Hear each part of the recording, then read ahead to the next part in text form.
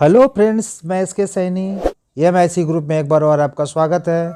और आज हम लोग UP TET, C TET, PET, TGT and PGT geography से रिलेटेड बहुत सारे प्रश्नों का हम लोग अध्ययन करने वाले हैं। और BA first year first semester के लिए भी ये इम्पोर्टेंट प्रश्न है। तो आइए सबसे पहले हम देखते हैं कि पृथ्वी की घूर्णन, परिभ्रमण और दैनिक गति या रोटेशन प्रति घंटा। देखिए, ये तीनों एक ही चीज़ है। या घूर्णन पूछ दे, या परिभ्रमण पूछ दे, या दैनिक गति पूछ दे।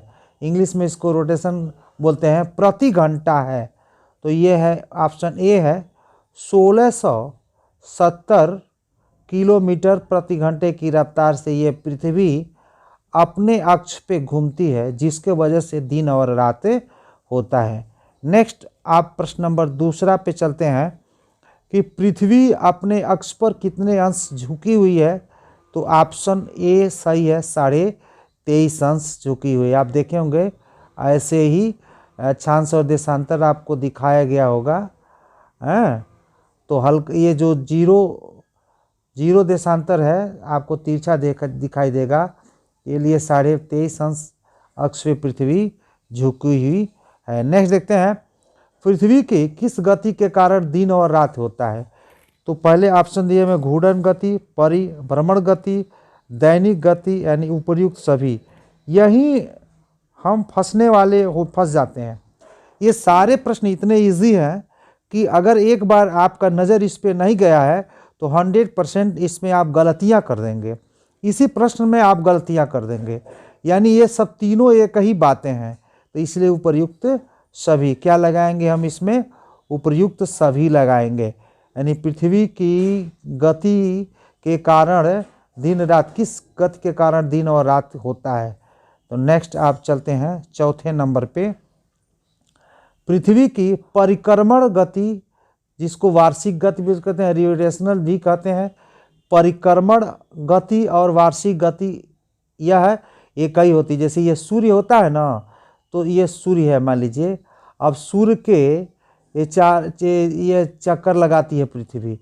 ये पृथ्वी है और सूर्य का चक्कर लगाती है। तो इसी को बोलते हैं क्या, वार्षिक गति, या हम इसको बोलते हैं परिक्रमण गति। तो प्रति घंटा किस गति से सूर्य का चक्कर लगाती है, तो 1,07,000 प्रति किलोमीटर घंटा की रफ्तार से पृथ्वी चलती है। और यह एक साल में यह सूर्य का एक चक्कर पूरा करती है। इसी को बोलते हैं वार्षिक गति, या परिक्रमण गति, या रेवोल्यूशनल गति। नेक्स्ट हम चलते हैं प्रश्न नंबर 5 के तरफ चलते हैं। पृथ्वी की किस गति के कारण पृथ्वी पर जलवायु परिवर्तन होता है। आप देखे होंगे कभी ठंडी तो कभी गर्मी तो कभी बरसात, इस तरह से स्थितियां उत्पन्न होती है। तो किस गति के कारण, तो परिक्रमण गति के कारण, वार्षिक गति के कारण, हम कह सकते हैं रेवोल्यूशनल मूवमेंट के कारण ये पृथ्वी पे जलवायु का परिवर्तन होता है। जैसे आप देखें, ये सूर्य है और ये सूर्य का चक्कर लगा रही है पृथ्वी। तो आप देखेंगे कि यह सूर्य, कभी हम जो पृथ्वी कर्क रेखा, मकर रेखा का नाम लेते हैं, तो भारत में आप देखेंगे कि 21 जून को कर्क रेखा पे चमकता है सूर्य, जिसकी वजह से गर्मी ज़्यादा होता है तो बरसात होता है। फिर यह सूर्य मकर रेखा पे 22 दिसंबर को चला जाता है, जिसके वजह से कर्क रेखा पे ठंडी पड़ती है, तो मौसम जलवायु में परिवर्तन हो जाता है, तो परिक्रमण गति के कारण। नेक्स्ट देखते हैं, खगोलीय घटना के अनुसार जब किसी कैलेंडर माह में 2 पूर्णिमाएं हो तो दूसरी पूर्णिमा वाले चांद को क्या कहते हैं। यानी दूसरी पूर्णिमा वाले चांद को क्या कहते हैं, ऑप्शन बी सही है, इसको ब्लू मून कहते हैं।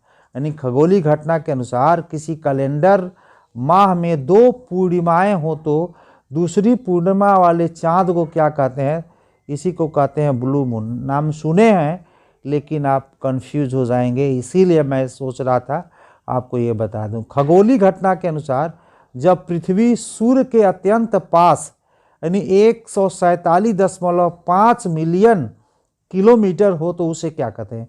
जैसे मान लीजिए ये सूर्य हो, हैं, और ऐसे मान लीजिए चक्कर लगाता हो, तो सबसे नज़दीक ये हो गया मान लीजिए सबसे दूर, ये हो गया आपका सबसे नज़दीक 147 हो गया। इसको हम क्या बोलेंगे, यही आपको बताना है। तो इसको बोलते हैं उपसौर। क्या बोलते हैं?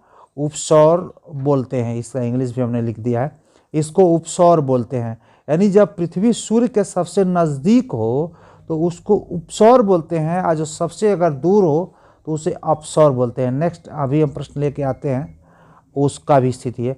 खगोलीय घटना के अनुसार जब पृथ्वी सूर्य से अत्यधिक है 152 किलोमीटर, जैसे मान लीजिए हमने बताया था, और ऐसे है, तो ये वाली नज़दीक हो गई, ये वाला क्या हो गया? दूर हो गया। ये मान लीजिए 152.6 मिलियन किलोमीटर, तो ये वाली इससे दूर हो गई ना। यहाँ पे अगर पृथ्वी हो और यहाँ पे पृथ्वी हो तो ये वाली पृथ्वी नज़दीक है और ये वाली पृथ्वी दूर है, तो इसलिए 152.6 मिलियन किलोमीटर अगर हो जाए तो इसको हम बोलते हैं अपसौर, इसको बोलेंगे हम अपसौर। ऑप्शन डी सही है। नेक्स्ट चलते हैं, प्रश्न नंबर 9 का उत्तर देखें। सामान्यतया उपसौर की स्थिति किस दिनांक को होती है? उपसौर की स्थिति किस दिनांक को होती है? तो आपको ऑप्शन ए सही है, 3 जनवरी को होती है। किस जनवरी को होती है? 3 जनवरी को होती है। ये बहुत एग्जामिनेशन में पूछने वाले हैं प्रश्न। सामान्यतः अपसौर की स्थिति किस दिनांक को होती है? तो ऑप्शन सी सही है, 4 जुलाई को होती है। कब होती है? 4 जुलाई को होती है। नेक्स्ट 11 नंबर, ब्लू मून की घटना किस महीने में नहीं हो सकती है? ब्लू मून की घटना किस महीने में नहीं हो सकती है?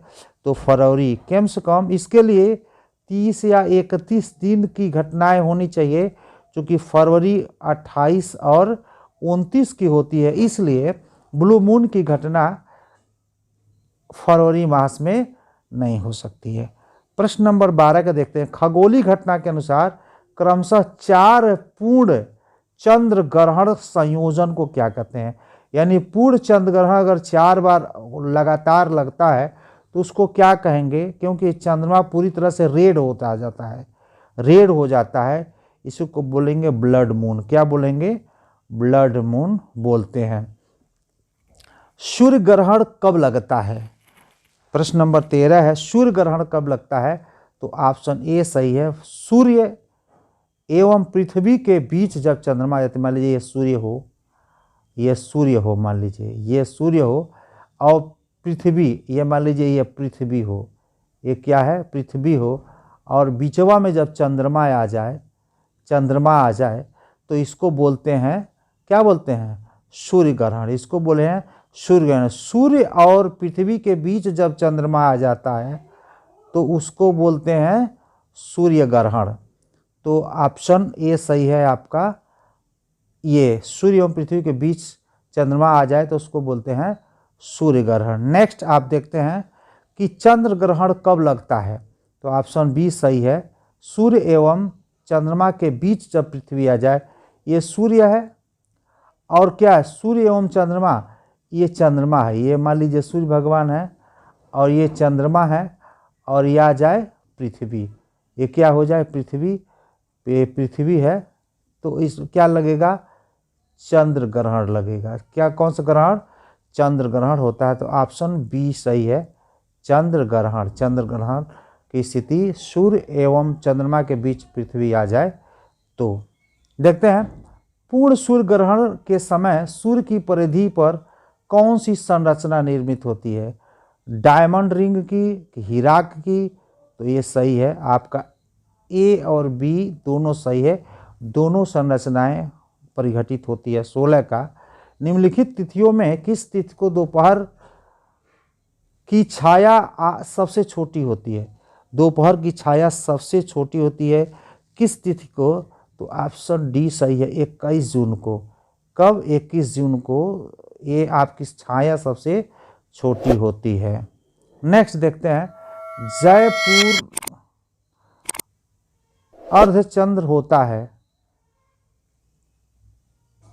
नहीं, जब अर्धचंद्र होता है, सॉरी, तो सूर्य पृथ्वी तथा चंद्रमा के बीच का कोण होगा। जब अर्धचंद्र होता है तो सूर्य और चंद्रमा के बीच का कोण क्या होगा? तो ऑप्शन डी सही है, 270 अंश होगा, 270 अंश होगा। विषुवत या एक निवास वर्ष दो काल जब दिन और रात बराबर हो तो कहते हैं, क्या कहते हैं? विषुव या एक निवास वर्ष के दो काल जब दिन और रात बराबर हो तो कब, यानी किस डेट को ऐसी परिस्थितियां उत्पन्न होती है? तो आप देख सकते हैं कि ये जो सही है 21 मार्च और 23 सितंबर को ये परिस्थिति बनती, दिन और रात बराबर होती है, 21 मार्च और 23 सितंबर को। नेक्स्ट देखते हैं कि भारतीय मौसम विज्ञान का मुख्यालय कहाँ है? भारतीय मौसम विज्ञान का मुख्यालय नई दिल्ली में है। भारतीय मौसम विज्ञान का मुख्यालय कहाँ है? नई दिल्ली में। भारत में सुनामी वार्मिंग सेंटर कहाँ स्थित है? तो ऑप्शन डी सही है, हैदराबाद में। कहाँ पे? ऑप्शन डी सही है, हैदराबाद में। नेक्स्ट देखते हैं कि किस मंडल में ऊंचाई पर जाने पर 165 मीटर ऊंचाई पे जाते हैं तो 1 सेंटीग्रेड तापमान कम हो जाता है? तो ऑप्शन ए सही है, क्षोभ मंडल में। क्षोभ मंडल में, ये सबसे नीचे का मंडल है, क्षोभ मंडल में। नेक्स्ट देखते हैं कि उत्तर प्रदेश का कौन सा जिला जो 4 राज्यों से स्पर्श करता है? 4 राज्यों से कौन सा जिला है जो 4 राज्यों से स्पर्श करता है? तो सोनभद्र। सोनभद्र ऐसा जिला है जो 4 राज्यों को टच करता है। सांभर झील खारे पानी की झील के नाम से इसे जाना जाता है और किस राज्य में स्थित है? तो ये राजस्थान में है, ये राजस्थान में है सांभर झील।